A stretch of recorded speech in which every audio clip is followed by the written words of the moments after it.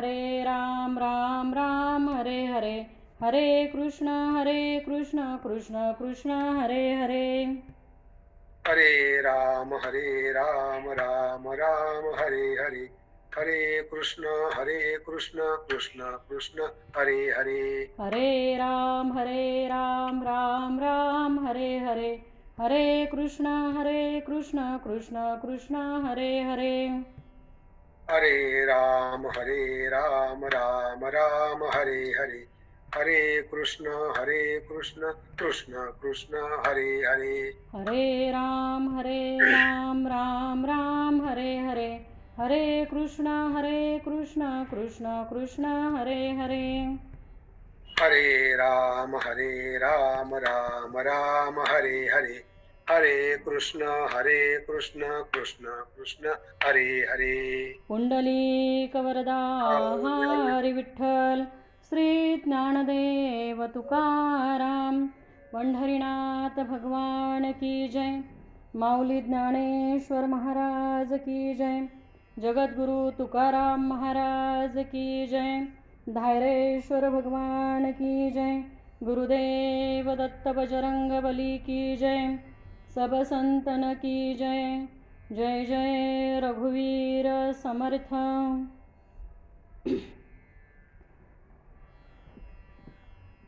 गुरुर्ब्रह्मा गुरुर्विष्णू गुरुर्देव महेश्वरा, गुरु साक्षात परब्रह्म तस्मै श्री गुरुवे नमः. वक्रतुंड महाकाय सूर्यकोटि समप्रभ, निर्विघ्नं कुरु मे देव सर्वकार्येषु सर्वदा. शुकासारखे पूर्ण वैराग्य जाचे, वशिष्ठा परिज्ञान योगेश्वराचे, कवी वाल्मिका सारिखा मान्य ऐसा. नमस्कार माझा सद्गुरु रामदासा. जय जय रघुवीर समर्थ. जय जय रघुवीर समर्थ. श्रीमद दासबोध दशक पहिला स्तवन नाम, समास 9वा परमार्थ स्तवन. श्रीराम समर्थ. बघा, दशक पहिला स्तवनाचा. मग जसं आपण सुरुवातीला वंदन करतो तसं समर्थांनीही सुरुवातीला सर्वांचं स्तवन केलं आहे. सुरुवातीला गणेश स्तवन घेतलं, ओम नमोजी गणनायका सर्व सिद्धी फळदायका अज्ञान भ्रांती छेदका बोधरूपा. नंतर घेतलं श्री शारदेचं स्तवन. आता वंदू वेद माता श्री शारदा ब्रह्मसुता, शब्द मूळ वाग्देवता महामाया. आता सद्गुरु वर्णवेना, जेथे माया स्पर्शू शकेना ते स्वरूप मज अज्ञाना काय कळे. मग पुढे घेतलं संत स्तवन. आता वंदिन सज्जन, जे परमार्थाचे अधिष्ठान, जयेचे निगुह्य ज्ञान प्रगटे जनी. मग घेतलं श्रोते स्तवन. आता वंदू श्रोतेजन, भक्त ज्ञानी संत सज्जन, विरक्त योगी गुण संपन्न सत्यवादी. मग नंतर घेतलं सभास्तवन. नंतर कवेश्वर स्तवन. मग कवेश्वर स्तवन नंतर सभास्तवन आहे. आता वंदिन सकळ सभा, जये सभेसी मुक्ती सुलभा, जेथे स्वये जगदीश उभा तिष्ठतू भरे. या सभेमध्ये तुमच्या आमच्या आधी भगवंत कसा आहे, तिष्ठत उभा आहे. मी अनेक वेळा सांगितलं. म्हणून त्या भगवंताला काय आहे, माझं वंदन आहे असं समर्थ म्हणतात. मग पुढे सभास्तवन झाला 8वा. आता 9वा दिला परमार्थ स्तवन. आता परमार्थ स्तवन, परमार्थाला स्तवन का केलं हो समर्थांनी? कारण हा परम अर्थ आपल्याला कळला पाहिजे. हा परम अर्थ आपल्याला समजला पाहिजे. परम अर्थ म्हणजे काय? तर बघा, समर्थ पहिली गोष्ट अतिशय अध्यात्मज्ञान संपन्न असे होते समर्थ. अतिशय अध्यात्मज्ञान संपन्न. त्यामुळे परमार्थ म्हणजे समर्थांचा प्राण होता. परमार्थ हा समर्थांचा काय होता? प्राणच होता. हो बघा, तुमचा आमचा सुद्धा परमार्थ काय व्हायला पाहिजे? प्राण हसायला पाहिजे. पण आपण काय करतो माहिती आहे का? परमार्थ सवडीने करतो आणि प्रपंच आवडीने करतो. पण समर्थ काय म्हणतात की प्रपंच किंवा संसार ही सहज गोष्ट आहे. म्हणजे याला सायास काय करायला लागत नाही. लग्न झालं की वर्षभरात मुलगी बाळणपणाला घरी येते, काही सायास करावं लागत नाही, हा सहज आहे. म्हणून समर्थांनी काय सांगितलं, सहज गुणास नचले उपाय, काहीतरी धरावी सोय आगंतुक गुणांची. बघा, रूप लावण्य अभ्यासिता नये, सहज गुणास नचले उपाय, काहीतरी धरावी सोय आगंतुक गुणांची. मग संसार हा नाही केला तरी होणार आहे. कारण 83,99,999 योनीमध्ये सर्व जीवांनी संसारच केलाय. मग ते त्यात काही वेगळं नाही हो. त्या डुकरिणीलाही कितीतरी पिल्लं होतात. बघा, मनुष्य देहाला एका वेळेला एक किंवा जुळं किंवा तिळं, पण त्या म्हणजे कुत्र्याचं जर का उदाहरण घेतलं तर किती पिल्लं, मांजराला एका वेळेला किती पिल्लं, म्हणजे त्यांचा तर किती अवघड संसार आहे. पण सगळ्या योनींमध्ये बघायला गेलं तर इतर सगळ्या योनींमध्ये संसार हा सहज होतोय. मग आपण जर का मनुष्य देहामध्ये जन्माला आल्यानंतर सुद्धा आपण संसारच करत असू, नाही मला परमार्थाला वेळच नाही, कितीतरी लोक ग्रुपला जॉईंट आहेत पण नाही होतही, परमार्थाला वेळच नाही आणि जॉईन करायला वेळच नाही, आणि 9 वाजता आमची झोपण्याची वेळ असते, नाही मग 9 वाजता आमची जेवण्याची वेळ असते, नाही कसं काय ताई, नाही हो. आता हा नन्नाचा पाडा जो आहे की नाही, हा परमार्थामध्ये एकदा लावला तर तो परमार्थ होणारच नाही हो. नाही असं झालं, नाही तसं झालं, मग परत काय होतं माहिती आहे का, परत 84, परत 84, परत 84. किती वेळा जन्म यावे नित्य व्हावी फजित, किती वेळा आपली फजिती करून घ्यायची आणि किती वेळा जन्माला यायचं आणि किती वेळा मरायचं. एक जन्म कोटी कोटी फेरा, एका जन्मामध्ये कोटी कोटी वेळा फिरत बसायचं का. मग हे उद्धरण्याचं साधन जे तुम्हा आम्हाला भगवंतांनी दिलेलं आहे, तर आपण बघा, करावी तातडी परमार्थाची. काय सांगितलंय, करावी तातडी, तातडी म्हटलंय, तातडी. आणि माऊलींनी सुद्धा काय सांगितलंय की समर्थ पण काय म्हणतात, आत्ता आत्ता या क्षणाला, आत्ता श्रवण केली याचे फळ, क्रिया पालटे तत्काळ, तुटे संशयाचे मुळे एक सरा. पहिल्याच समासामध्ये मंगलाचरणामध्ये समर्थांनी सांगितलंय, आत्ता श्रवण कर, तुला आत्ता प्राप्ती आहे. म्हणजे उद्या परवा तेरवा असा उधारीचा परमार्थ नाही. तू परमार्थाला आत्ता परमार्थ कर, आत्ता भगवंताचं श्रवण कर, तुला आत्ता प्राप्ती आहे. आत्ता श्रवण केली याचे फळ, क्रिया पालटे तत्काळ, तुटे संशयाचे मुळे एक सरा. बघा, न लगे साधन दुर्गम. काय सांगितलं इथं, दुसरं कुठलंही साधन लागत नाही, फक्त भगवंताचं नाम घे, झालं जन्माचं सार्थक, नामस्मरण एक. म्हणून परमार्थ बघायला गेलं ना तर ही सुळावरची पोळी आहे. काय सांगितलंय समर्थांनी, परमार्थ ही सुळावरची पोळी आहे, निवडील तो धनी वेगळाची असे. मग आता आपण काय निवडायचं हे आपल्याला कळलं पाहिजे. सुळावरची पोळी म्हणजे काय की बघा की सूळ आहे, पूर्वीच्या काळात होतं. दंड द्यायचं म्हटलं तर राजा लोकांच्या काळामध्ये सूळ होतात. जनाबाई माऊलींना पण सुळावर द्यायचं होतं ना, भगवंताचे काय अलंकार चोरले म्हणून आळ आला होता जणीवर. मग जनाबाईंना पण सुळावर द्यायचं होतं, पण त्या सुळावर त्या टोकाला पोळी ठेवली आहे आणि ती पोळी खायची आहे. अवघड आहे की नाही, सुळावरची पोळी खाणं अवघड आहे ना, तसा परमार्थ सुद्धा फार अवघड आहे हो. परमार्थ सोपा नाही. इथे निवडील तो धनी वेगळाची असे. ज्याने हा परमार्थ निवडला तो खरंच वेगळा आहे, या सर्वांपेक्षा तो वेगळा आहे. कसा वेगळा आहे माहिती आहे का, कारण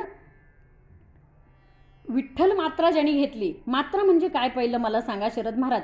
थोडा प्रश्न विचारला ना की स्पीकर ऑन केला तरी चालणार आहे आणि तेवढ्या पुरता. मात्रा म्हणजे काय फक्त मला सांगा, ज्याला माहिती असेल त्यांनी सांगा, मात्रा म्हणजे काय. खेळीमेळी गदारोळी असं आपण पुढे जायला पाहिजे. मात्रा म्हणजे काय, एकदा आपण नाही मात्रा मी मात्रा विचारलं, मात्रा. मी बोलू का ताई? हा, मात्रा म्हणजे औषध. हा, हे उत्तर राईट आहे. मात्रा म्हणजे औषधाची मात्रा जी घेतो ना आपण आता आपण त्याला मराठीत डोस म्हणतो. मराठी राहिलंय कुठं, डोस म्हणतात आता आपण त्याला औषधाचं प्रमाण. हा, सर्वांनी नका ऑन करू. तर मात्रा, मग आता ती जी मात्रा आहे ना, मग इथं पथ्य काय आहे परमार्थामध्ये, विठ्ठल मात्रा घ्यावी त्याने पथ्य सांभाळावी. ज्यांनी ही विठ्ठल मात्रा घेतली त्यांनी पथ्ये पाळलेच पाहिजे. आणि मग त्याला पथ्य काय सांगितलं? परमार्थ सोपा नाही, परमार्थ फार अवघड आहे. त्याच्यामध्ये पथ्य काय आहे माहिती आहे? त्याच्यामध्ये पथ्य असे: परधन पापाय, परनिंदा पापाय. परनिंदेसारखं दुसरं पाप नाही. परधन पापाय, परश्री पापाय. ती माता भगिनी समानच. शिवाजी महाराजच तिथं आपल्याला व्हायला पाहिजे. अशीच आमची आई होती, सुंदर रूपवती. आम्ही ऐसे घडलो असतो, ऐसे वदले छत्रपती. शिवाजी महाराज म्हटले, ती सुभेदाराची सून आणली नजराण्यामध्ये. शिवाजी महाराज म्हणले, ही माझी आई आहे.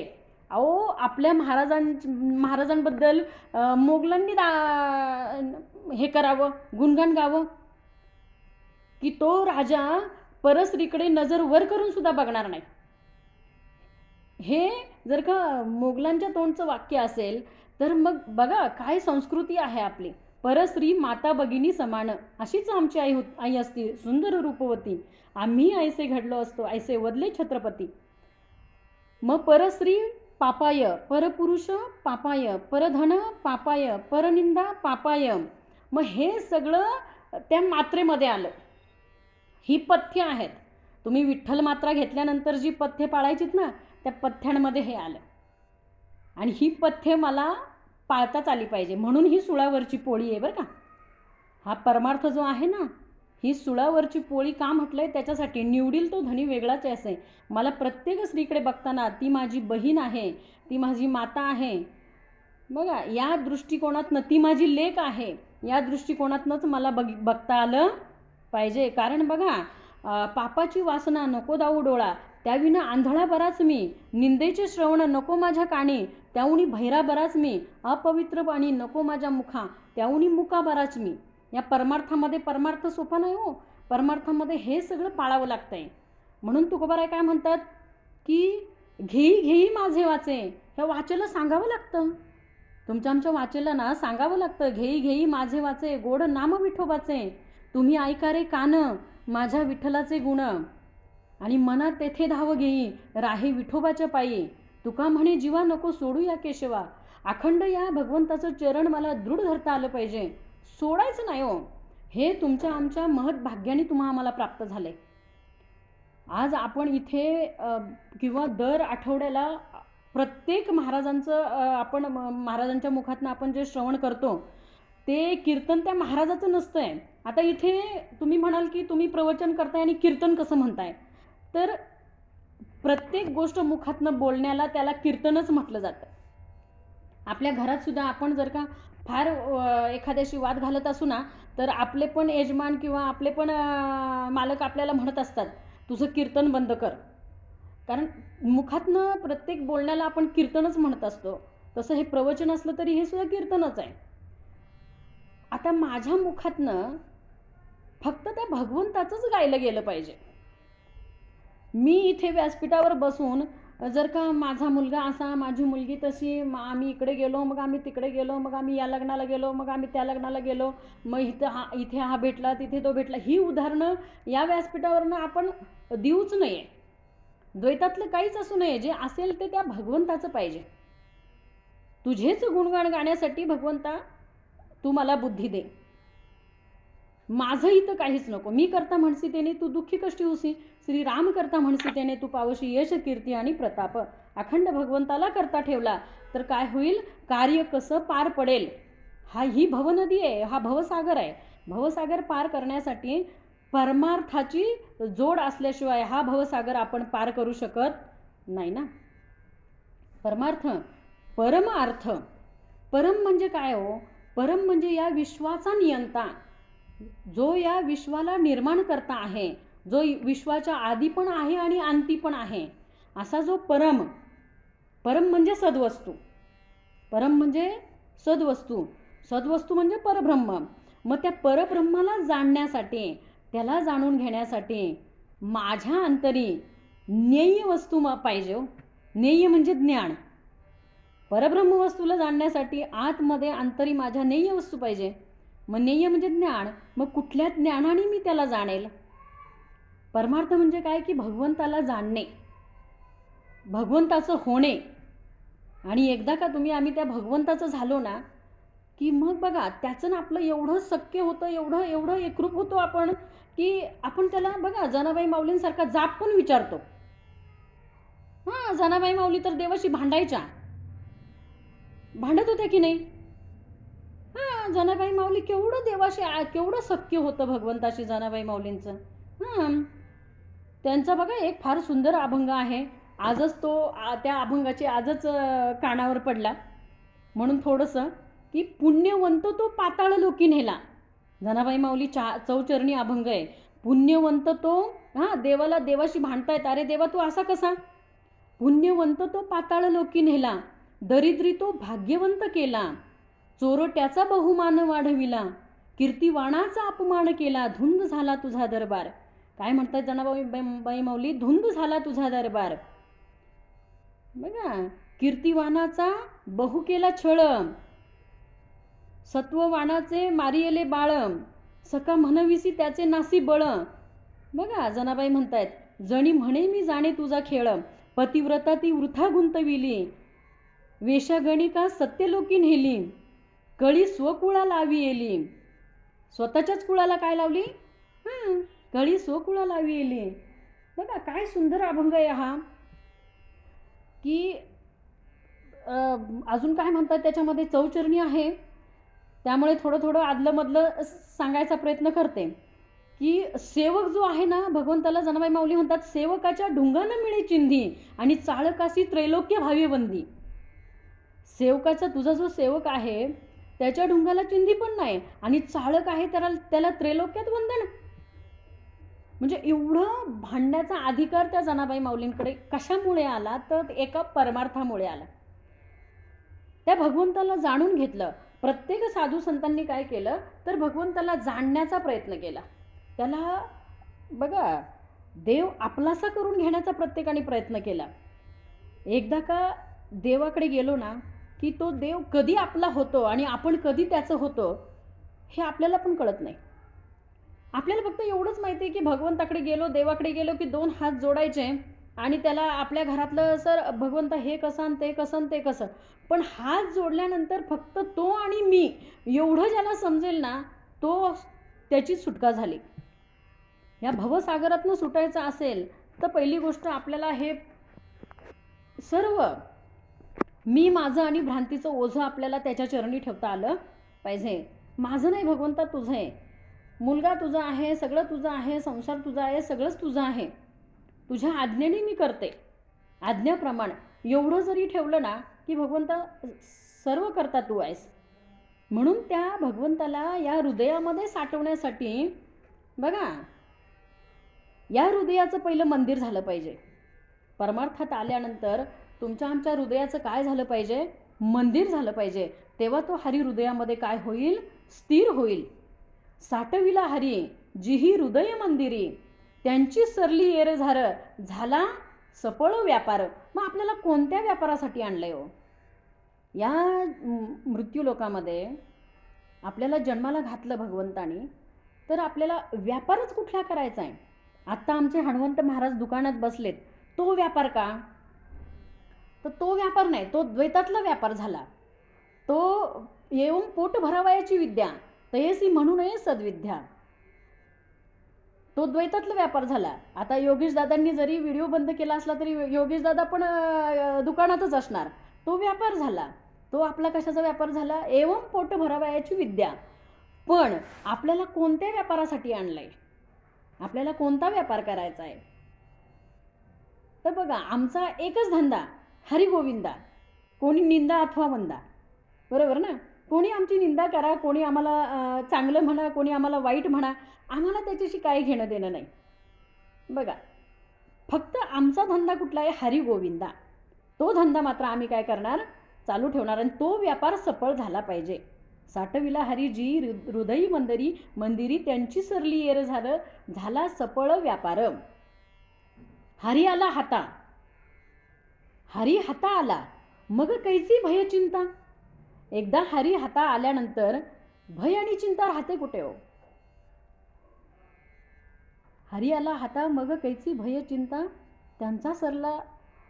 त्यांची सरली येर झाला सफळ व्यापार. आणि बघा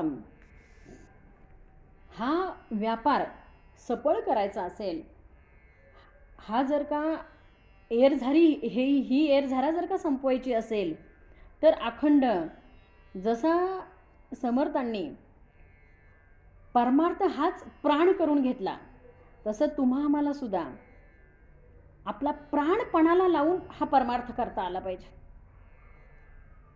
प्राण म्हणजे अखंड बघा, प्राणच परमार्थ. जसा समर्थांचा प्राणच परमार्थ होता, तसा माझा प्राणच परमार्थ झाला पाहिजे. आणि त्या परब्रह्माचा अर्थ मला जाणून घेता आला पाहिजे ना. आपल्या देहामध्ये आता बघा, प्राण विषय आला म्हणून थोडंसं आपण सविस्तर समर्थ आपल्याला सांगणारच आहेत. 16व्या दशकामध्ये प्राण, अपान, व्यान, उदान याच्याविषयी समर्थ सविस्तर आपल्याला सांगणार आहेत. अख्खा समासच आहे त्याच्यावर. पण तरी आपण प्राण याच्यावर थोडंसं आपण विवरण घेऊया. कारण दासबोध ग्रंथ म्हटलं ना, तर याच्यामध्ये गोष्टीरूप किंवा दृष्टांत कमी आणि विवरण जास्त आहे. या दासबोधामध्ये दृष्टांत कमी आहेत, पण विवरण खूप आहे. कारण एकदा दासबोध वाचलं ना, तर वेदांत 6 शास्त्र 18 पुराणं याचा अभ्यास करायची खरं आवश्यकता नाही. कारण सगळं या दासबोधामध्ये आलं. 6 शास्त्र, 4 वेद, ऋग्वेद, यजुर्वेद, सामवेद, अथर्ववेद हे 4ही वेद याच्यामध्ये आले. 6 शास्त्र आले, 18 पुराणे आली. आता 18 पुराणं मागे पण आपल्याला वैभव महाराजांनी खूप छान सांगितलं की 18 पुराणं लक्षात ठेवण्यासाठी कशी काय बरं राहिली एवढी 18 पुराणं लक्षात. तर शरद महाराज एकच श्लोक आहे, एकच श्लोक, तेवढा श्लोक जर का ध्यानात ठेवला ना की 18 पुराणं त्याच्यातच येतात. कुठला श्लोक माहिती आहे का? बघा, म द्वयम भ द्वयम, लिहून घ्या फार तर. म द्वयम भ द्वयम ब्र त्रयम आणि व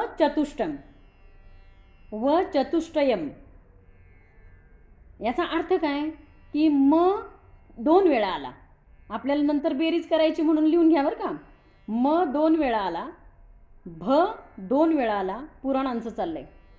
भ 2 वेळा आला आणि ब्र 3 वेळा आला, ब्र 3 वेळा आला आणि व 4 वेळा आला.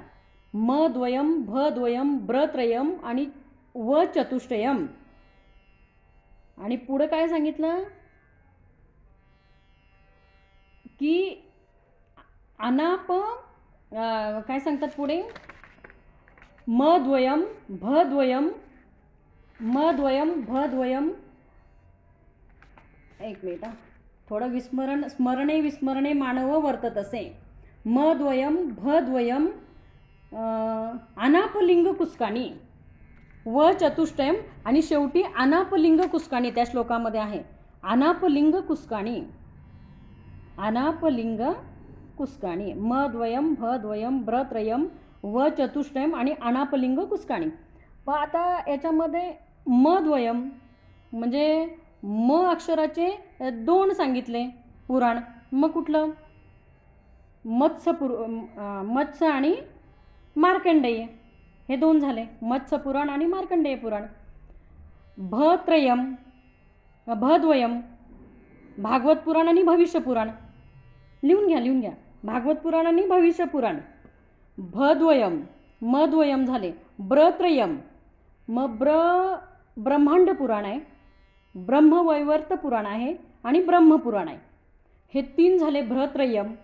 आणि व चतुष्टयम, आता व चतुष्टयम विष्णू पुराण, वामन पुराण, वराह पुराण आणि कुठलं? विष्णू पुराण, वामन पुराण, वराह पुराण, वायू पुराण. बरोबर. कोणी सांगितलं? मनोहर महाराज. वा वा वा, किती छान. म्हणजे मला श्लोक बघायला लागला नाही बरं का. आता हे व चतुष्टयम झाले. मग आता आतापर्यंत किती झाले सगळे? 11 झाले का 12 झाले? 11 झाले का 12 झाले? 11 झाले. बरोबर. मग आता अनापलिंग कुस्कानी बाकीचे ह्याच्यामध्ये आहेत. अनापलिंग कुस्कानी. आ म्हणजे अग्निपुराण, न म्हणजे नारद पुराण, अनाप प म्हणजे पद्मपुराण अनाप लिंग, लिंग म्हणजे लिंगच पुराण, आणि ग म्हणजे गरुड पुराण, आणि कुस्कानी कु म्हणजे कूर्म पुराण, आणि स आणि क जोडलेला आहे म्हणजे स्कंद पुराण. ही झाली 18 पुराणं आली ना. म्हणजे हा एक श्लोक तुम्ही केला की तुमची 18 पुराणं तुम्हाला पाठांतर करायची काही आवश्यकता नाही, बरोबर ना.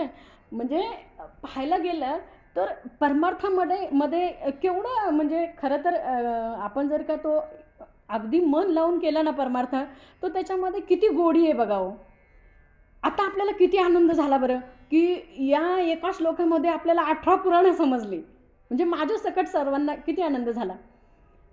मग तसंच काय सांगायचं आहे मला की परमार्थामध्ये आल्यानंतर पुढे काय पुढे काय पुढे काय. आता समर्थांनी आपल्याला हा परमार्थ स्तवन दिला आहे. मग आता पुढे काय, मग पुढे काय, मग पुढे कुठला समास आहे, मग त्याच्या पुढे आता हा पुढचा, मग हा 9वा आहे, मग पुढचा 10वा समास आहे. मग 10वा समास संपल्यानंतर पहिल्या दशकातले 10 समास संपले, मग दुसरा दशक कुठला. म्हणजे ही आपल्याला ओढ पाहिजे परमार्थामध्ये, ही आपली ओढ वाढत वाढत वाढत गेली पाहिजे. मग पुढचा दशक कुठला येणार आहे, मग दुसरा दशक संपल्यानंतर तिसरा दशक कुठला येणार आहे, मग चौथा दशक कुठला, मग 20 दशक कोणते, मग 20 दशकामधले 200 समास कोणते. मग ह्या सगळ्याची आपल्याला ओढ लागली पाहिजे आणि त्याची गोडी उत्तरोत्तर वाढत गेली पाहिजे. तर आपण होतो प्राणांपाशी. परमार्थ म्हणजे आपला प्राण आहे. तर आपण परत जागेवर प्राणापाशी येऊ. तर प्राण हे पंचप्राण आहेत. आता थोडंसं हे कसं तत्त्वज्ञान असल्यामुळे थोडंसं आपल्याला जड वाटतं, पण याच्यामधनं आपल्याला बरंचसं काही. आता तुम्ही मला सांगा, आपल्याला एका श्लोकामध्ये 18 पुराणं समजली. तसं आपल्याला जड जरी झालं तरी आपल्याला हे समजण्यासाठी सोपं करून सांगण्याचा जेवढा प्रयत्न करता येईल तेवढा माझा असतो. तर सांगणारी मी कोणी नाही. पहिली गोष्ट, प्रवचन किंवा कीर्तनकारांनी कधीही प्रवचन संपल्यानंतर किंवा कीर्तन संपल्यानंतर कधीही दुसऱ्याला म्हणू नये की माझं कीर्तन किंवा माझं प्रवचन कसं झालं. पहिली गोष्ट, ते माझं आहे का, हा मूळ प्रश्न आहे. जे मी माझं म्हणते ते माझं आहे का, तर नक्कीच नाही. त्याच्यासाठी एक मध्येच आपण बोध घेऊ, परत प्राणाकडे येऊच आपण, पण मध्ये एक बोध घेऊ. 2 मित्र होते महाराज, 2 मित्र होते, आणि त्यातला एक मित्र, मी जरी सांगितला असेल हा बोध तरी पुन्हा ऐका, कारण नवीन पण येणारे साधक असतात, ऐकलेचे ऐकावे, पुन्हा पुन्हा ऐकावे. तर ते 2 मित्र होते, आणि ते 2 त्यातला एक होता कीर्तनकार. मग तो काय करायचा माहिती आहे, प्रत्येक वेळेला कीर्तनाला जाताना तो आपल्या मित्राला बरोबर घेऊन जायचा. मग त्यांनी एकदा कीर्तन श्रवण केलं. मग कीर्तन संपल्यानंतर बाहेर आल्यानंतर त्या मित्रांनी विचारलं, कीर्तनकारांनी बरं का, कीर्तनकारांनी आपल्या मित्राला विचारलं की कसं वाटलं तुला माझं कीर्तन. तो गप्प बसला, काहीच बोलला नाही, एकही शब्द बोलला नाही, गप्प बसला. मग ठीक आहे, आता पुढच्या दुसऱ्या दिवशी परत त्या कीर्तनकारांनी परत त्याच मित्राला घेऊन गेला दुसऱ्या दिवशी. आणि दुसऱ्या दिवशीचं कीर्तन झाल्यानंतर पण त्यांनी असं विचारलं, कसं वाटलं तुला माझं कीर्तन. तरी पण तो गप्पच, काहीच बोलला नाही. आता दुसऱ्या दिवशी पण काय बोलला नाही, पहिल्या दिवशी पण काय बोलला नाही. आता तिसऱ्या दिवशी परत घेऊन गेला त्यालाच, परत तोच प्रश्न, कसं वाटलं तुला माझं कीर्तन. म्हणजे त्याला वाटत होतं की काहीतरी आणि प्रतिक्रिया द्याव्यात, काहीतरी म्हणावं की वा वा वा किती छान तुझं कीर्तन, किती छान, असं म्हणावं असं वाटत होतं त्याला. मग तिसऱ्या दिवशी प्रश्न विचारला, कसं झालं माझं कीर्तन. तर काही नाही, एक शब्द बोलला नाही. तिसरा दिवस पण गेला. मग चौथ्या दिवशी परत नेलं त्यालाच. चौथ्या दिवशी तोच प्रश्न केला. आता त्याला राग आला त्या कीर्तनकाराला. त्याला एवढा राग आला म्हणे हा 3 दिवस माझ्याबरोबर येतोय. 3ही दिवशी मी याला विचारलं की कसं वाटलं तुला माझं कीर्तन, 1 नाही 2 नाही, आणि काहीच बोलत नाही. मग त्याला त्याचा राग आला आणि मग त्याला फडाफडा बोलायला लागला. काय तू एवढं मी तुला 3 दिवस आणतोय, अमुक करतोय तमुक करतोय, एका शब्दाने तू मला काय बोलला नाही. आणि मग त्याच्या तोंडातनं अपशब्द आले बाहेर. म्हणलं हे तुझं कीर्तन. तर मित्र काय म्हणला, आत्ता मी सांगतो तुझ्या 3ही दिवसाच्या प्रश्नाचं उत्तर मी तुला आत्ता देतो की हे तुझं कीर्तन, आणि आत्तापर्यंत 3 दिवस तू जे विचारत होता ना ते तुझं नव्हतंच. मी कसं काय सांगू, 3 दिवसाचं जे चालू होतं ते तुझं नव्हतं, आणि आत्ता जे तू बोलतोयस ना हे तुझं कीर्तन आहे. त्यामुळे आपण ज्या वेळेला भगवंताच्या व्यासपीठावर असतो त्यावेळेस तो कार्यभाग आपला नसतो, तो कार्यभाग त्या भगवंताचा असतो आणि तो आपल्याकडनं करून घेत असतो. त्यामुळे याचा गर्व आपल्याला कधीच असू नये, कधीच असू नये की मी प्रवचन करते, मी कीर्तन करते, मी प्रवचनकार आहे, मला एवढं ज्ञान आहे, मला तेवढं ज्ञान आहे. अहो आपल्याला काहीच नाही, आपल्याकडे धुळीचा कणसुद्धा ज्ञान आपल्याकडे नाही आहे. नेहमी गर्वरहित राहता आलं पाहिजे. बघा, हा अभिमान आणि हा गर्व माणसाला कुठे नेतो माहिती आहे का? अहंकार नखरे उडविले, हा अहंकाराचा नखरा आम्हाला एवढा उडवतो, एवढा उडवतो. अहंकार नखरे उडविले, नेहून पाताळी बुडविले. तो अहंकाराचा नखरा एवढा उडवतो आणि शेवटी पाताळामध्ये आपल्याला काय करतो? बुडवतो. त्यामुळे अहंकारात कधी राहू नये. आणि त्याची अशी लांबड आहे ना, पहिल्या समासात समर्थांनी आपल्याला दिलं. अभिमाने उठे मत्सर, मत्सर ये तिरस्कार, पुढे क्रोधाचा विकार प्रबळे बळे. अभिमान आला की मत्सर येतो, मत्सर आला की तिरस्कार येतो, तिरस्कार आला की ही सगळी एकामागे एक यांची लांबड असते. त्यामुळे ही साखळी आपल्याला तिथंच तोडता आली पाहिजे. तो अभिमानच नको. मग बघा, आपण आलो परत प्राणांकडे येऊ, थोडं तिथं प्राणांवर घेऊ थोडंसं. आता हे पंचप्राण आहेत आपल्या तुमच्या आमच्या देहाचे. जसा परमार्थ आपला प्राण आहे तसं समर्थांचाही परमार्थ प्राण होता आणि त्यांनी त्यांचा प्राण असल्यामुळे त्यांनी स्वतःही तरुण गेले आणि अनेकांनाही तारलं. जसं आता आपले विश्वाचे पंचप्राण आपण अधिष्ठानच दिलंय, आपण अधिष्ठान दिलंय विश्वाचे पंचप्राण. ज्ञानदेवे रचिला पाया, उभारले देवालया, नामा तयाचा किंकर, तेने केला हा विस्तार. बघा, जनार्दन एकनाथ, खांब दिला भागवत, आणि तुका झालासे कळस, भजन करा सावकास. बघा, आणि मी तर म्हणेल नारायण रामदास, सर्व विश्वाचा हा श्वास. त्याच्या पुढे आपण लावू, कारण पंचप्राण आहे ना. मग समर्थांविषयी सुद्धा काहीतरी बोलायला पाहिजे की नाही. मग आपण असं म्हणू, नारायण, समर्थांचं नाव नारायण होतं, नारायणाचा नंतर रामदास झाला. नारायण रामदास हा सर्व विश्वाचा श्वास असं म्हणू आपण. पण फार म्हणजे हे जे पंचप्राण आहेत आपले, म्हणजे आपल्या गुरुकुलचं हे अधिष्ठानच पंचप्राण आहे.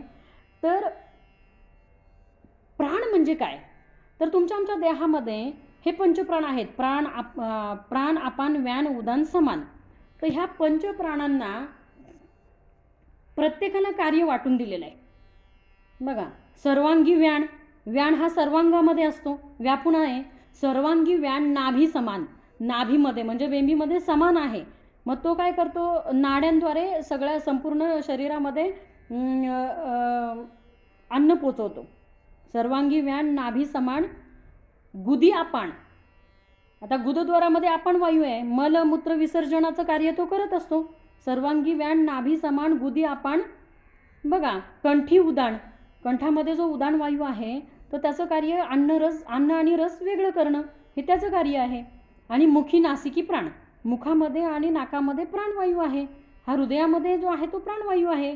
देहाला श्वासोश्वास देहाकडनं चालू आहे, जपा ज्या चालू आहे, तर ह्या कोणाचं कार्य आहे? तर प्राणवायूचं कार्य आहे. मग हा पंचप्राण देहामध्ये 5 प्रकारचे हे प्राण आहेत. प्रत्येकाला कार्य वाटून दिलेले आहे. जसं आपले विश्वाचे पंचप्राण आहेत, त्यांचंही प्रत्येकाचं कार्य वेगवेगळं असलं तरी एकच आहे, एकाच परमात्म्याकडे पोचण्याचं त्यांचं कार्य आहे. तसं या पंचप्राणांचं कार्य वेगळं असलं तरी एका देहाला सांभाळण्याचंच त्यांचं कार्य आहे. कार्य त्यांचं वेगवेगळं आहे, पण मूळ कुठे येतं की एका देहाचं सांभाळ करणं.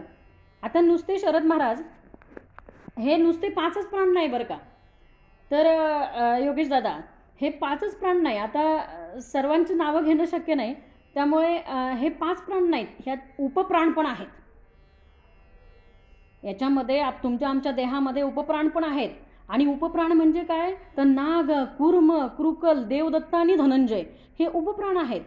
मग बघा, नाग जो आहे प्राण, तर त्याचं हे उपप्राण आहेत. मुख्य हे 5 झाले, हे उप झाले. मग ह्या उपप्राणांमध्ये जो नाग आहे त्याचं कार्य काय आहे? तर ढेकर देणे. आपल्या देहातनं ढेकर बाहेर येतो ना, ते नागाचं कार्य आहे. मग कूर्मचं कार्य काय आहे? पापणीची उघडझाप करणे. नाग कूर्म झालं. देवदत्त, मग धनंजय. बघा, नाग, कूर्म, कृकल. आता कृकल काय करतो? खोकला आणि शिंक हे कार्य कृकलाचं आहे. नाग, कूर्म, कृकल, देवदत्त. मग आता देवदत्ताचं कार्य काय आहे? जांभई देणे. म्हणजे आपण जेव्हा जांभई देतो तर हे कार्य देवदत्ताचं आहे. आणि जो तुमच्या आमच्या देहामध्ये धनंजय वायू आहे, तर धनंजय जो प्राण आहे, तर तो धनंजय काय करतो माहिती आहे का, तो देह गेल्यानंतर 4 तास देहाला सांभाळत असतो. म्हणजे 4 तासामध्ये देहामध्ये दुसरं काही प्रवेश करू नये याची तो काळजी घेत असतो. त्यामुळे 4 तासातच तो देह हलवायचा असतो. पण ज्या वेळेला धनंजय वायू देहाला सोडतो ना, त्या वेळेला मग 9 द्वारांमध्ये आपण 9 द्वारांमध्ये नाही कापूस घालू शकत. आपण फक्त नाकात आणि तोंडातच कापूस घालतो. पण बाकीची द्वारं तर उघडी आहेत ना. कानात कापूस घालतो आपण, समजा ठीक आहे, कानाची 2 द्वारं बुजली, नाकाची 2 द्वारं बुजली, 4 द्वारं बुजली, तोंडाचं 1 द्वार बुजलं, पण तुम्ही बाकीची द्वारं कशी बुजवणार? मग ही जी 9 द्वारं आहेत ना, या 9 द्वारांमधनं मग नंतर सगळं अशुद्ध जे आहे ते बाहेर पडत असते. म्हणून त्या 4 तासामध्येच तो देह विसर्जित करायचा असतो. म्हणून पूर्वीचे लोक बघा, जे वयस्कर लोक आहेत ना, ते हलवण्याची घाई करत असतात. त्याचं कारण हे आहे. तर आता हे जे आपले पंचप्राण आहेत, उपप्राण आहेत, तर आपल्या गुरुकुलचे पंचप्राण आपण अधिष्ठानात दिलेले आहेत. पण तुम्ही आम्ही जे आपण एकमेकांना समोर दिसतोय ना, जेवढे ग्रुपमध्ये, जेवढे आपल्या वशिष्ठ गुरुकुलमध्ये जेवढ्यांचा समाविष्ट आहे, ते सर्व उपप्राण आहेत. ते सर्व आपल्या गुरुकुलाचे काय आहेत? उपप्राण आहेत. सर्वांना प्रत्येकाला वेगवेगळं आपापलं कार्य तिथं दिलेलं आहे. आणि याचं कार्य त्यांनी केलं तर चालणार नाही, त्याचं कार्य यांनी केलं तर चालणार नाही. जर का नाग जो आहे उपप्राण, तो जर का म्हटला की मी ढेकर न देता मी उचकी देतो, तर ते चालेल का? नाही चालणार. जर का धनंजय वायू म्हणला मी काय देहाला सांभाळत नाही गेल्यानंतर, ते तुमचं तुम्ही बघा, मला दुसरं काहीतरी कार्य द्या, हे चालणार नाही. म्हणून बुधवले महाराज त्या दिवशी बोलले, ते एकदम बरोबर बोलले की ज्याचं कार्य ज्याला दिलेलं आहे नेमून, ते त्याचं कार्य ते त्यांनीच करायचं, ते दुसऱ्यांनी कार्य करायचं नाही. त्याच्यासाठी हा पंचप्राणाचा सांगण्याचा अट्टहास हा आहे की ज्याचं त्याचं कार्य ज्याला त्याला नेमून दिलेलं असताना ते त्यांनीच केलं पाहिजे. मग आता बघा, हा परमार्थ समर्थांचा काय आहे? तर प्राण आहे. समर्थांचा काय आहे? प्राण आहे. आता आपण थोडंसं ओव्यांकडे वळूया. श्रीराम समर्थ. आता स्तवू हा परमार्थ. आता काय करू? ह्या परमार्थाचं स्तवन करू. आता स्तवू हा परमार्थ, जो साधकाचा निजस्वार्थ. हा काय आहे? साधकाचा निजस्वार्थ आहे. तुमचा आमचा हा स्वार्थ आहे. हा जो परमार्थ आहे ना, हा आपला काय आहे? स्वार्थ आहे. मग तुम्ही म्हणाल आपला काय स्वार्थ आहे याच्यामध्ये? गुगल मीटवर सगळंच फ्री आहे, मग आता काय स्वार्थ? याच्यामध्ये स्वार्थ काय आहे आपला? विनामूल्य आहे सगळं, मग स्वार्थ काय आहे? तर स्वार्थ असा आहे की हा 84 लक्ष योनीचा फेरा काय होणार आहे? तुमचा आमचा चुकणार आहे. हा आपला स्वार्थ आहे, हे आपलं सोयीत आहे. आता स्तवू, म्हणून हा परमार्थाचं काय करायचं आहे? स्तवन करायचं आहे. आता स्तवू हा परमार्थ, जो साधकाचा निज स्वार्थ, ना तरी समर्थामध्ये समर्थ योग. हा योग कसा आहे? समर्थामध्ये समर्थ, सर्वात समर्थ योग आहे हा परमार्थ. आम्हाला परमार्थ प्राप्ती होणं म्हणजे याच्यापेक्षा दुसरं मिळवण्यासारखं जगामध्ये काही नाहीच आहे. म्हणजे याच्यापेक्षा श्रेष्ठ, भगवंतापेक्षा श्रेष्ठ दुसरं काय मिळवायचं आहे? म्हणून समर्थामध्ये समर्थ योग हा आहे. तरी परमसुलभ. कसा आहे तो? परमसुलभ आहे. सुलभ आहे. कारण कसा सुलभ आहे की हा नरदेह आम्हाला प्राप्त करून दिला ना भगवंतानी, तिथंच हा आपल्याला परमार्थ सुलभ झाला, सोपा झाला. पण लोकांना हे कळत नाही की नरदेह दिलाय कशासाठी? हे माध्यम आहे. हे भगवंताकडे पोचण्यासाठी हे आपल्याला दिलेलं काय आहे? माध्यम आहे. मग आहे तरी परमसुलभ, परिजनासी झाला दुर्लभ. आहे तरी परमसुगम, परिजनासी झाला दुर्गम. का दुर्गम झाला? का दुर्गम झाला? तर पुढे सांगितले समर्थांनी. का जयाचे चुकले वर्म सत्समागमाकडे. कारण त्यांचं वर्मच चुकलं. समागमाकडे जाण्याचं वर्म चुकलं. म्हणजे जो मार्ग संतांनी दाखवलाय त्या मार्गावर न चालता आपण आडराणाने जातोय. म्हणून तुकाराम महाराज काय म्हणतात? आडराणी भरले जन. हे सगळं आडराणी भरलंय, म्हणून आम्हाला यावं लागलंय. आम्ही वैकुंठवासी आलो याची कारण असे. बोलिले जे ऋषी साच भावे वर्ताया, झाडू संतांचे मार्ग आडराणी भरले जग. हे जनच आडराणात जात आहे. त्याच्यामुळे त्यांना सन्मार्गाला आणण्यासाठी आम्हाला यावं लागलं, असं तुकोबराय बोलतात. त्यामुळे पुढे सांगितलं, नाना साधनाचे नाना साधनाचे उदार, नाना साधनाचे उधार, हा रोकडा ब्रह्म साक्षात्कार. हा उधार नाही हो, की आता आपण मगाशीच सांगून गेले मी की आता आपण भक्ती करतोय, श्रवण करतोय आणि ह्याची प्राप्ती उद्या नाही. आत्ता श्रवण केल्याचे फळ क्रिया पालटे तत्काळ. तू आत्ता श्रवण कर, तुझ्या क्रियेमध्ये आत्ता बदल आहे. 72 रोगांवरचं औषध एक श्रवण आहे. हे आम्ही जे श्रवण करतोय ना, 72 रोगांवरचं औषध आहे. आत्ता जर का आपल्याला या वेळेला 9 ते 10 आपल्याला हे व्यासपीठ उपलब्ध नसतं, तर आपण आपल्या जेवण तर अगोदरच होतात, आपण आपल्या अंथरुणावर पडून काय चिंता करू.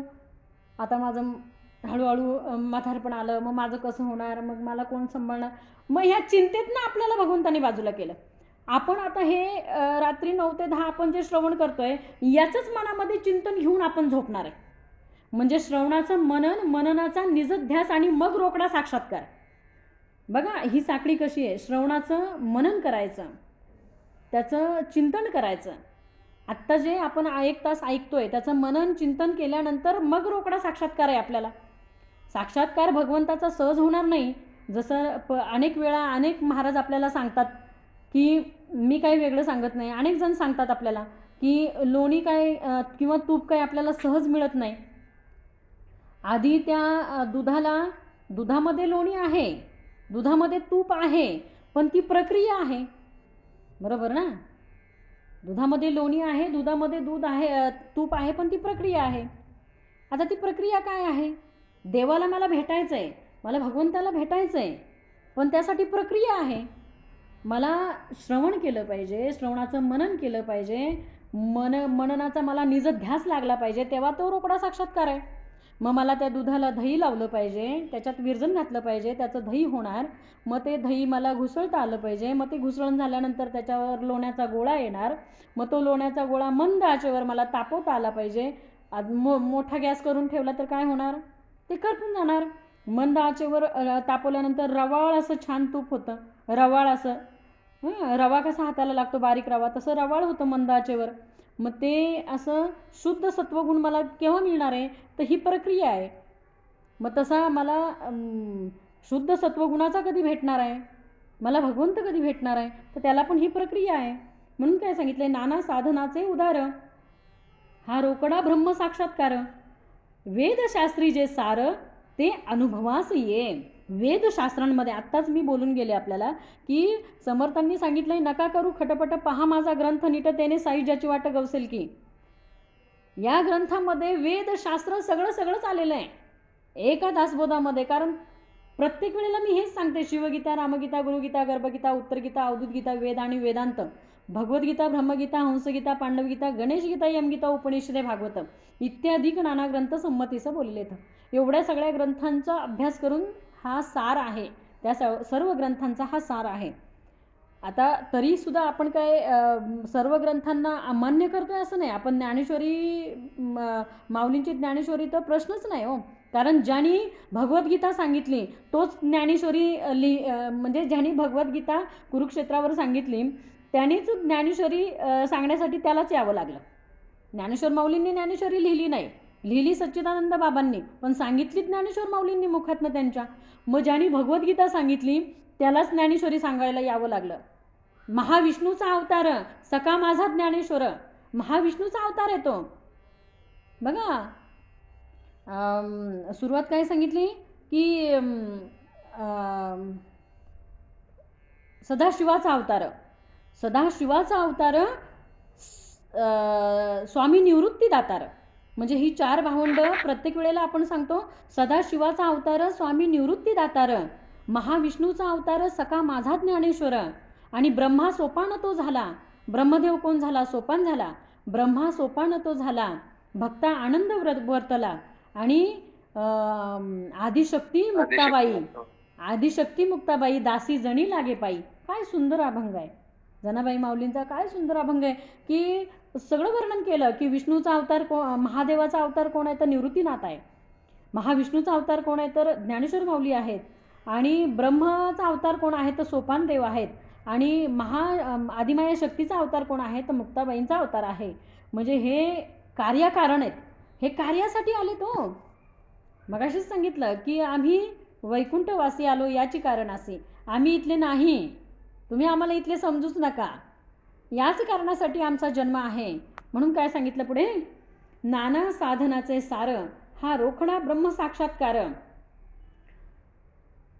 वेदशास्त्री जे सार ते अनुभवास ये. वेदशास्त्रामध्ये जे सार सांगितलंय ते इथे आपल्याला प्रत्यक्ष अनुभवायला मिळतंय. कुठे? श्रवणामध्ये, परमार्थामध्ये, एका भगवत चिंतनामध्ये. आहे तरी चहूकडे परी अणुमात्र दृष्टीस न पडे. चहूकडे आहे ते परब्रह्म, सगळीकडे व्यापलेलं आहे, पण ते दिसत नाही. मग तुम्ही मला सांगा, दिसत नाही म्हणून नाही म्हणायचं का? मनोहर महाराज, आपल्याला भगवंत दिसत नाही म्हणून आपण नाही म्हणायचं का? भगवंत आपल्याला दिसत नाही, मग आपल्याला नाही म्हणायचंय का की भगवंत नाहीच, कारण तो दिसत नाही? मग तसं पाहायला गेलं तर प्रत्येक दिसणारी गोष्ट, न दिसणारी गोष्ट आपण अमान्य केली पाहिजे. मग आपल्याला त्या एखाद्या फुलातला सुगंध दिसतो का हो? कुठलंही फुल घ्या, मोगऱ्याचं फुल घ्या आणि कुठलंही फुल घ्या, त्या फुलातला आपल्याला सुगंध दिसतो का?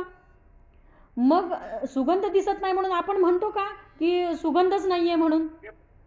सुगंध दिसत नाही म्हणून आपण सुगंध नाकारू शकत नाही. सुगंध आहे, पण तो जाणण्यासाठी डोळ्यांचं काम नाही आहे, ते नाकाचं काम आहे. प्रत्येकाचा, मगाशीच सांगितलं, प्रत्येकाचा कार्यभाग वेगळा आहे. जे नाक जाणू शकतंय ना वास घेऊन, ते डोळे जाणू शकत नाही, आणि जे डोळे जाणू शकतंय ना ते नाक पाहू शकत नाही. नाकाला दृष्टी कुठे आहे? डोळ्याला सुगंध घेण्याचं ज्ञान कुठे आहे? हे जे आपले बघा ज्ञानेंद्रिय आहेत, श्रोत्र, चक्षु, जिव्हा, नासिका आणि त्वचा, ही जी ज्ञानेंद्रिय आहे, आपल्याला त्वचेला स्पर्श सुद्धा बघा, एखादा चुकीचा स्पर्श पण लगेच कळतो, कारण हे ज्ञान आहे, त्वचेकडे ते ज्ञान आहे. एखादा चांगला स्पर्श पण त्वचेला कळतो, एखादा वाईट स्पर्श पण त्वचेला कळतो, कारण हे ज्ञान आहे. मग सांगायचं काय की आहे तरी चहूकडे, तो सगळीकडे आहे.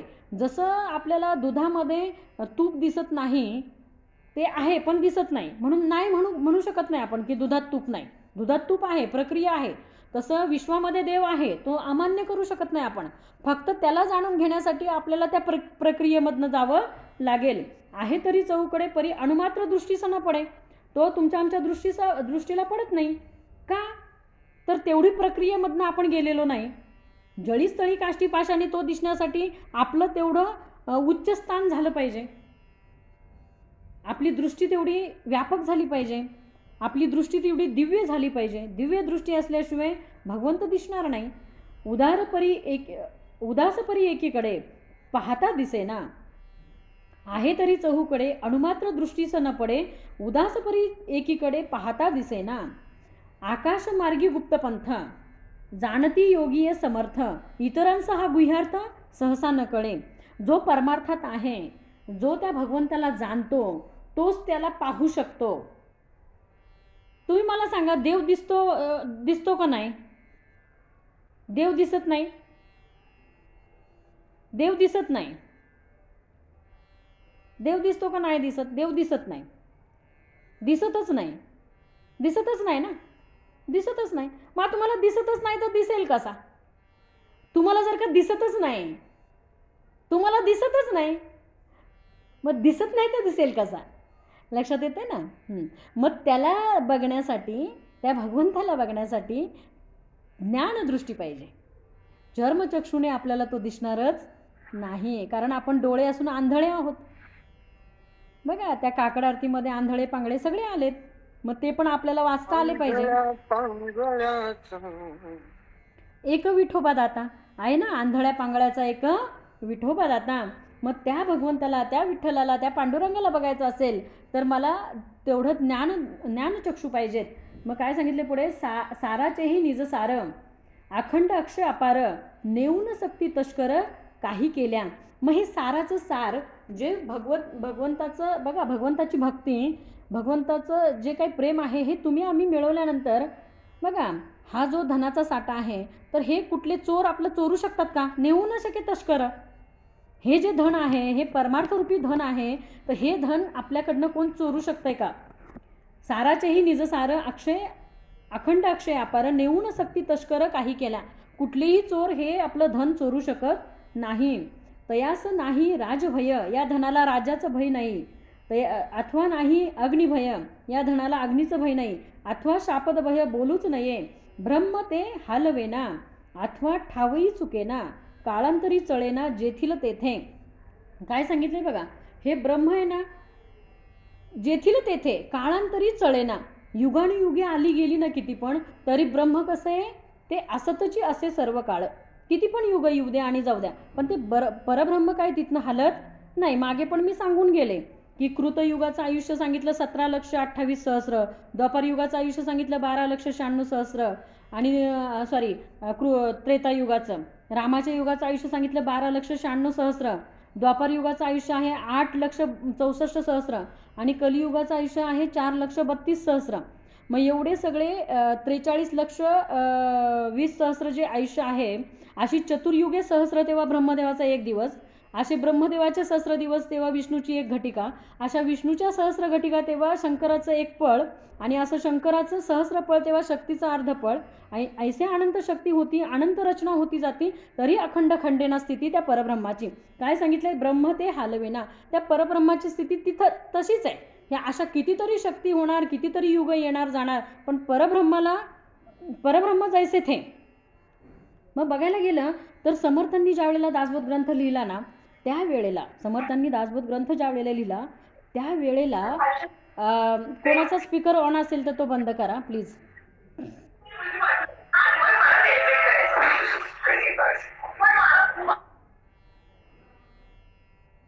समर्थांनी जेव्हा दासबोध ग्रंथ लिहिला तर त्यावेळेला म्हणजे 450 वर्षापूर्वी, तर त्यावेळेला समर्थांनी काय सांगितलं की कलियुग किती आहे. आता पाहायला गेलं तर सगळ्यात कमी आयुष्य कलियुगाचं आहे, सगळ्यात जास्त आयुष्य कृतयुगाचं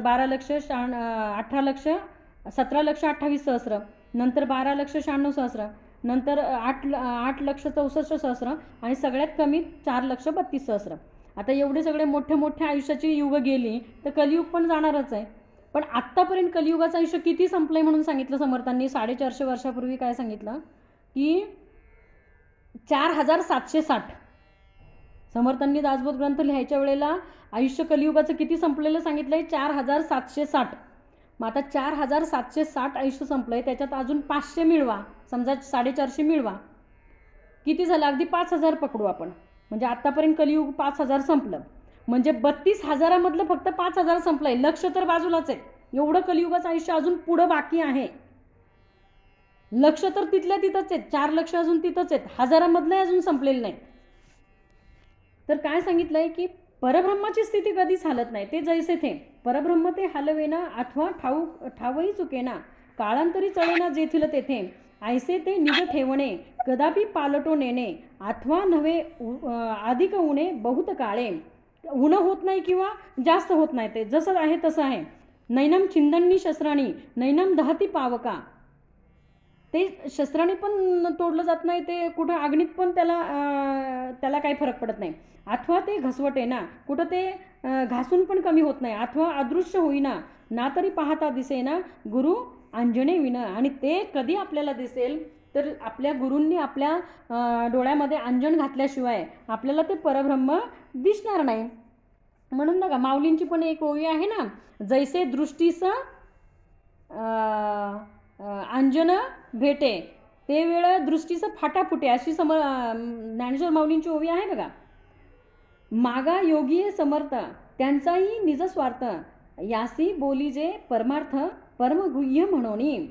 काय सांगितलंय, जेही शोधून पाहिले त्यासी अर्थ सापडले. शोधून पाहिल्याशिवाय अर्थ सापडणार नाही. येरा असून अलभ्य झाले जन्मोजन्मी. आणि जन्माला मनुष्यदेह घेऊन जन्माला आलाय आणि तरीसुद्धा जन्मोजन्मी त्या भगवंताला चुकलाय. येरा असून म्हणजे जन्माला येऊन सुद्धा काय झालं, भगवंताला चुकला. अपूर्वता या परमार्थाची, वार्ता नाही जन्ममृत्याची, आणि पदवी सायुज्यतेची सन्निधची लाभे. काय सांगितलंय की सायुज्य मुक्ती आणि मोक्ष प्राप्ती आपल्या जवळच आहे, फक्त आपल्याला ती मिळाली पाहिजे. 1-2 तरी व्हिडिओ जरा ऑन असू द्या. शरद महाराज जरा कोणाकडं तरी बघून बोलता येतं हो, सगळ्यांनीच व्हिडिओ ऑफ केल्यावर कसं होणार.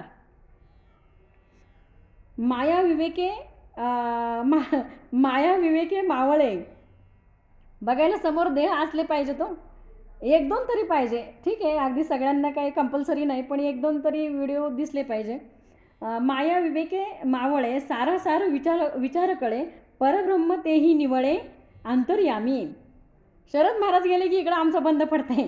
माया विवेके मावळे, माया काय करायची, विवेकातनं मायेपासून आपण काय करायचं, बाजूला व्हायचं. माया विवेके मावळे सारासार विचार कळे. सार काय, असार काय, पाप काय, पुण्य काय, हे सगळं कधी कळेल तर मायेपासून आपण काय व्हायचंय, बाजूला व्हायचंय. काल आपल्याला महाराजांनी किती छान सांगितलं की मी तो नाहीच, मी हा नाहीच, म्हणजे मी देह नाही.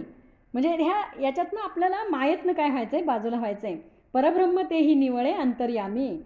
ब्रह्म भासले उदंड, ब्रह्मी बुडाले ब्रह्मांड, पंचभूतांचे थोतांड तुच्छ वाटे. हे पंचभूतांचं थोतांड पण काय झालं, तुच्छ वाटायला लागलं. मायाच राहिली नाही. जिथं मायाच राहिली नाही तिथं पंचभूतांचं थोतांड काय झालं, तुच्छ वाटे. प्रपंच वाटे लटिका, माया वाटे लापनिका, शुद्ध आत्मा विवेका अंतरी आला. काय झाला, शुद्ध विवेक जेव्हा जागृत होतो तेव्हा शुद्ध आत्मा अंतरी काय होतो, प्रकट होतो. पुढे सांगितलं, ब्रह्मस्थिती बाणता अंतरी, संदेह गेला ब्रह्मांडा बाहेरी. मोहन महाराज कोण आहेत, त्यांनी स्पीकर का बरं, मी सारखी म्यूट करते, तुम्ही सारखा का चालू करताय. ब्रह्मस्थिती बाणता अंतरी, संदेह गेला ब्रह्मांडा बाहेरी, दृश्याची जुनी जर्जरी कुहीट झाली. काय झाली, दृश्याची जुनी जर्जरी कुहीट झाली. हे दृश्य आहे ना असं जर्जर फाटकं वाटायला लागतं. हे जग आहे ना फाटकं वाटायला लागतं, संसार फाटका वाटायला लागतो, आपला देहसुद्धा फाटका वाटायला लागतो. कशाचंच काही राहिलं नाही, दृश्याची जुनी जर्जरी कुवीट झाली. ऐसा हा परमार्थ जो करी त्याचा निज स्वार्थ, आता या समर्थास समर्थ किती म्हणून म्हणावे, आता या समर्थास समर्थ किती म्हणून म्हणावे. या परमार्थाकरिता ब्रह्मादिकासी विश्रामता, योगी पावती तन्मयता परब्रह्मी. योगी काय होत आहेत, परब्रह्मी जाऊन सुखावतायत. पुढे सांगितलं, परमार्थ सकळांस विसावा, सिद्ध साधू महान भवा, सेकी सात्विक जड जीवा सत्संगे करुणी. सत्संगातनं काय होतंय, या जड जीवाचा उद्धार होतोय. पुढे सांगितलं, परमार्थ जन्माचे सार्थक. परमार्थ काय आहे, तुमच्या आमच्या जन्माचं सार्थक आहे. परमार्थ जन्माचे सार्थक, परमार्थ संसारी तारक, परमार्थ दाखवी परलोक धार्मिकासी. जो धार्मिक आहे त्याला परमार्थ काय दाखवतोय, परलोक दाखवतोय. मग इहलोक साधाया कारणे, बघा आपल्याला इहलोकाची प्राप्ती करून घ्यायची असेल तर इहलोक साधाया कारणे जाणत्याची संगती धरणे, पण परलोक साधाया कारणे सद्गुरूच पाहिजे. सद्गुरूंची कृपा झाल्याशिवाय आपल्याला परलोकाची प्राप्ती होणार नाही. म्हणून पुढे सांगितलंय, परमार्थ तापसांचे थार, परमार्थ साधकासी आधार, परमार्थ दाखवी पार भवसागराचा. हा भवसागर भवसिंधू आपल्याला पार कोण करून नेणार आहे, तर परमार्थच करून नेणार आहे. परमार्थी तो राजदारी. परमार्थी तो कसा आहे, राजासारखा आहे. तुम्ही आम्ही कशा आहोत, राजासारखे. आपल्याला कशाच, ज्या अर्थी आपल्याला मृत्यूचं पण भय नाही त्या अर्थी पण राजा झालो की नाही. परमार्थी तो राजधारी, परमार्थी नाही तो भिकारी. या परमार्थाची सरी कोणास द्यावी, या परमार्थाची सरी कोणाला देता येणार आहे हो. बघा, राजयाची कांता काय भीक मागे. आपल्याला जर का राजयाची कांताच करून ठेवलं तर आपल्याला भिकारी ही अवस्था आपल्याकडे राहतच नाही. पुढे, अनंत जन्मीचे पुण्य जोडे तरीच परमार्थ घडे, मुख्य परमार्थ आतुडे अनुभवासी. अनंत जन्मीचं पुण्य जर का तुमच्या आमच्या घाटी असेल तरच आपल्याला काय होतंय, भगवंताची प्राप्ती होते, परमार्थाची प्राप्ती होते. जेणे परमार्थ ओळखिला तेने जन्म सार्थक केला. जेणे हा परमार्थ ओळखला त्याचा जन्म कसा झाला, सार्थक झाला. एर तो पापी जन्मला कुलक्षया कारणे.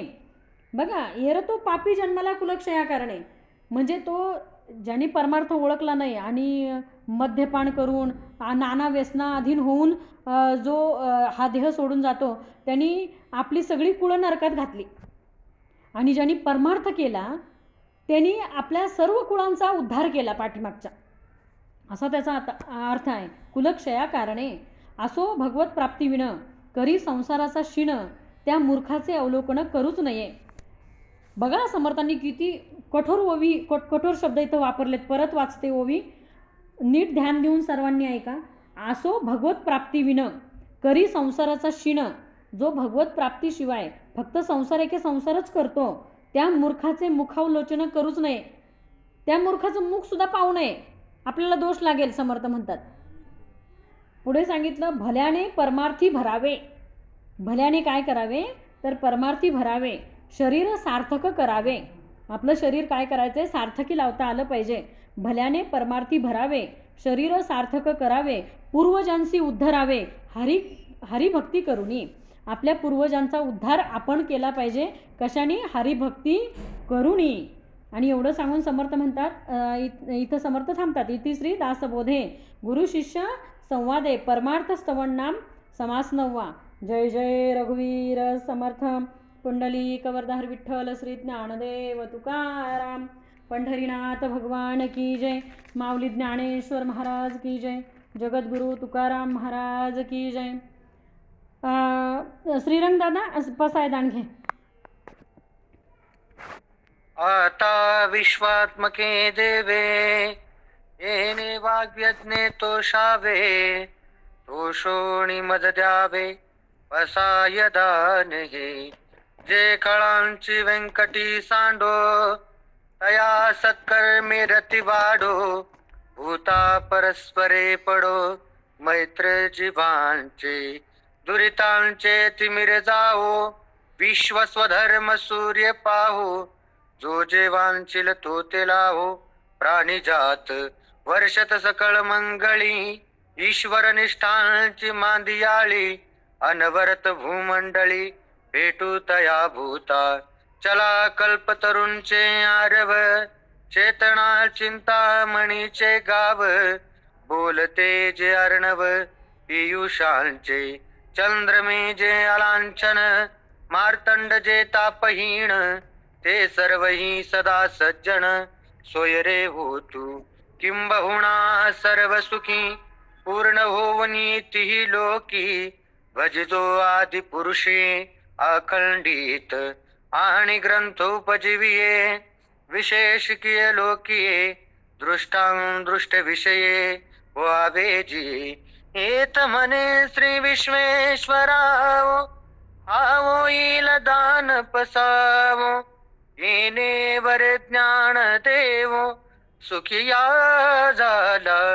येणे वर ज्ञान देवो सुखिया झाला. येणे वर ज्ञान देवो सुखिया झाला.